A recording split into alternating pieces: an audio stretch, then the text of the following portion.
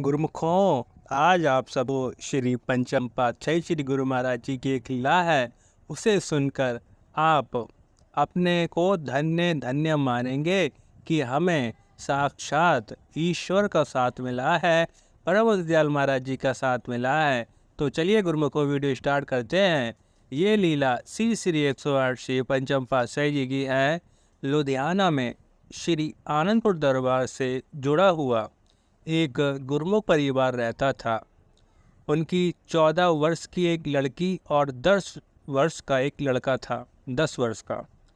अब महातीरथ प्रयाग सरोवर के शुभ मुहूर्त के समारोह में अत्यधिक भीड़ हो जाती है। इसको देखते हुए उन्होंने अपने 2 टिकट बुक करवा लिए। जब वे श्री प्रयाग धाम के लिए रवाना होने लगे तो उन्होंने अपने बच्चों से कहा, बच्चों को उन्होंने घर पर ही छोड़ दिया। उन्होंने सोचा कि श्री प्रयाग धाम जाते हैं, वहाँ बहुत भीड़ भाड़ होती है और हम 1 या 2 दिन रुक के वापस आ जाएंगे। फिर उन गुरुमुखों ने अपने बच्चों से क्या कहा जो घर पर रुक रहे हैं। उन्होंने कहा बच्चों से, देखो किसी आस पड़ोस को पता ना चलने पाए कि हम यहाँ नहीं हैं, किसी पास पड़ोसी को ये खबर ना हो कि हम दोनों यहाँ नहीं हैं। और उन्होंने कहा दोनों मिलकर चुपचाप घर में रहना। घर में श्री मंदिर बना हुआ है, श्री आरती पूजा करके भोग लगाकर ये भोजन खाना। यदि तुम्हें किसी समय डर लगे तो भजन पर बैठ जाना। ये आनंदपुरवासी भगवान स्वयं ही डर को दूर कर देंगे। उन्हें ये समझाकर उन दोनों ने श्री प्रयाग धाम की राह ली।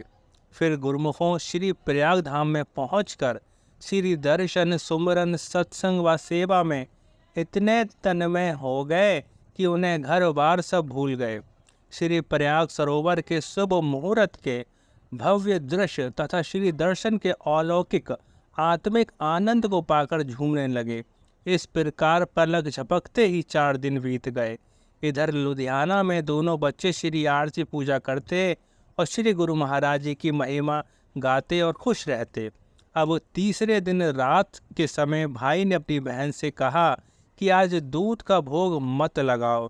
ये स्वामी जी जो निराकार रूप में बैठे हैं, आज प्रकट रूप में इनका भोग लगाएंगे, तब मैं पीऊँगा। मैंने सुना है कि ये गुरुजी श्री पंचम पातशाही गुरु महाराज जी बच्चों से बहुत प्रेम करते हैं।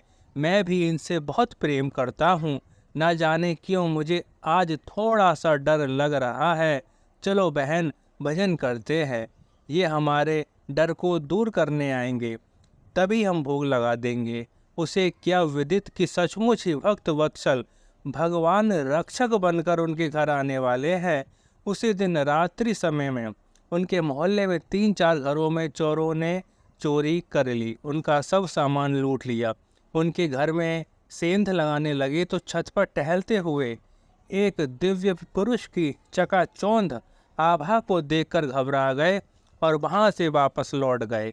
श्री सद्गुरुदेव जी महाराज का एक साकार स्वरूप श्री प्रयाग धाम में था और दूसरे स्वरूप में विराट संभारहार अपने गुरुमुखों को के घर में विचरण कर रहे थे। थोड़ी देर पश्चात जैसे ही दरवाज़ा खुलने की आहट हुई, बच्चे घबरा गए। उन्होंने श्री मंदिर में श्री मूर्ति को उठाकर अपने सीने से लगा लिया और विनती करने लगे, स्वामी जी हमारे पास आओ, हमारी रक्षा करो। श्री गुरु महाराज जी ने उन दोनों बच्चों के सर पर कर कमल रखते हुए और सहलाते हुए कहा, हम आ गए हैं, घबराओ नहीं, जाकर दूध लाओ, हम दूध का भोग लगाने आए हैं। उनके रोम रोम में दिव्य शक्ति का संचार हुआ। असीम प्यार हृदय की गहराइयों में उतर गया। बच्चों ने दूध का भोग लगाया। श्री दर्शन देखकर उनके जीवन में मधुरमय भर दिया। बच्चों से कहा, आज तुम्हारी मम्मी पापा आएंगे। श्री गुरु महाराज जी ने कहा, आज तुम्हारे मम्मी पापा आएंगे, उनके आने से पहले छत पर मत जाना। इतना कहकर स्वयं बाहर आ गए श्री गुरु महाराज जी। श्री गुरु महाराज जी की अनंत अनंत कृपा का आभार मानते हुए बच्चे परस्पर कहने लगे कि हमारे भगवान तो प्रेम के अवतार हैं। उनके प्यार ने हमारे जीवन में ऐसा अमृत भर दिया है जिसका पहले कभी एहसास तक नहीं हुआ। श्री गुरु महाराज जी के गायन करते हुए वे सो गए। दोपहर समय उनके मम्मी पापा लुधियाना जब घर के समीप पहुँचे तो पड़ोसियों से रात्रि का सब समाचार सुनकर हैरान रह गए।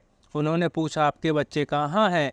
वे बिना उत्तर दिए शीघ्रता से चुपचाप घर में पहुंच गए और बच्चों को हंसते खेलते देखकर गले से लगाया और सकुशल सब पूछा कि कैसे रहे। हाथ जोड़कर वे विनती करने लगे बच्चे कि हे गुरु महाराज जी, सचमुच ही आपने हमारी लाज बचा ली। बच्चे बाहर की स्थिति से अनभिज्ञ थे। उनके दिल में खुशियों का पैमाना छलक रहा था। झटपट दोनों रोमांचित होकर रात्रि समय के मधुर मधुर श्री दर्शन के नज़ारे को सुनाने लगे। ये सब सुनते सुनते उन्होंने प्रेमाश्रु बहाते हुए कहा, बच्चों, तुम हमसे भी 2 कदम आगे चले गए।